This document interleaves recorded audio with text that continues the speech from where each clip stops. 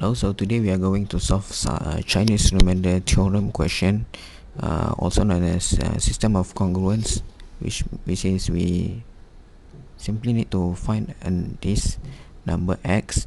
When this number x is divisible by 3, we'll get remainder 1, and when divided by 4, we'll get remainder 2, and the last condition is when it is divided by 5, we'll get remainder 3. So you can pause the video and try. Okay, so the solution is like this way. So this is the solution. So the first things that we're gonna do is first thing we're going to do is we see here this number. The first condition, in order to satisfy the first condition, we know that this number can be written this way. So it can be written as 3t 1 plus 3t, where 3 is equal to 0, 1 and 2 and 3 and so on, which is actually t. We can also written like this: t can be any integer z, any integer. T can be any integer. So so we just simply put any integer inside of this. So we put 0 here. We put 0. 1 plus 0, 1 plus t is equal to 0 is 1. Then 1 plus 1, 1 plus 3 times 1 is 3 times 1 is 4. It's 3. Then plus 1 is 4. And we have this. And then this number we can also and then we substitute 3 will get 7, substitute 2 will get 7, substitute 3 will get 10. So, or we can do it like this: we 1, and then we plus 3 is equal to 4, then plus 3 again. This one is plus 3, plus 3 again, we have 7, plus 3 we have 10, plus 3 and so on. So then we check one by one. 1 when divided by 4 we'll get remainder 1. 4 is divisible by 4, so we'll get remainder 0. 7 we'll get remainder 4, we will get remainder 3. 10 when divided by 4 we'll get remainder 2. 13 when divided by 4 we'll get remainder 1. So and then we see here this number here, it is repeated. We have 0, 1, 3, 2 and then 1, 0, 3, 2, and then again 1, 0, 3, 2 and 1, 0, 3, 2 and so on. So this actually we don't need to check one by one. It is enough until here already. It's okay. Until here also it's okay. Don't need to do until the end, because if we do it until 1000 also, this one will keep repeated. So it's ridiculous to do it that way. So we see here which one will satisfy the second condition.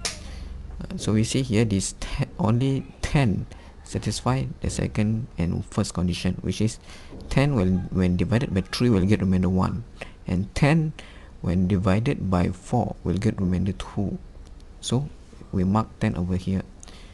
So 10 can be 10 means we substitute here 3.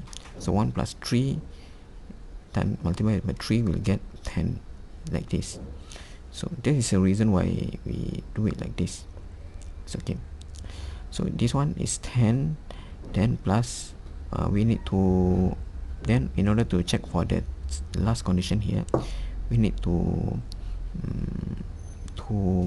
plus by the lowest common multiplier of 3 and 4, which is lowest common multiplier is 3 and 4 is just 12, isn't it? Lowest common multiplier. So you can use the formula here: lowest common multiplier of A and B is equal to A multiplied by B over GCD of A and B. GCD of A and B. We see here 3, so 3 multiplied by 4, and the GCD of 3 and 4 is 1, so that's why we get 12 over here. This is the reason why we get 12 here. And then we do the same, just like this, just like the first step. The 10, so we did this number 10 with plus by 12 we get 22, then plus by 12 again 34, plus by 12 again 46, and then so on. Then over here we check one by one this number. 10 when multiplied by 5 will get remainder 0, means it is divisible by 10 is divisible by 5, so we'll get remainder 0. 22 when divided by 5 will get remainder 2. 34 when divided by 5 we get remainder 4. 46 when divided by 5 we will get remainder 1. So then we check again. 58 when divided by 5 will get remainder 3. So from here we know that 58 is the smallest number, that satisfy the first, second and third condition, which satisfy all of this condition. The smallest number is 58. So the answer is 58. But is 58 the only number that satisfy this condition? No, we have infinitely many of it. So how to find all of it? We just need to write it this way. 58 we plus by the lowest common multiplier of 3, 4 and 5.